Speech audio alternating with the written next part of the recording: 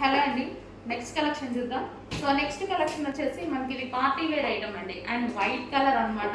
So white మీకు తెలుసు కదా, ఈ సీజన్కి అయితే బాగా యూజ్ అవుతుంది. అండ్ జార్జెట్ ఐటమ్, ఇది వచ్చేసి మనకి జార్జెట్ ఐటమ్ 3 పీస్ సెట్. మన కింద వచ్చేసి ప్లాజో వస్తుందండి, మిడిల్ కట్ అయితే వస్తుంది.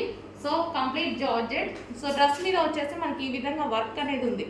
సో కంప్లీట్గా ఎంబ్రాయిడరీ వర్క్ అనేది ఉంది, వైట్ కాబట్టి చాలా ప్లెజెంట్గా నీట్గా అనేది ఉందన్నమాట.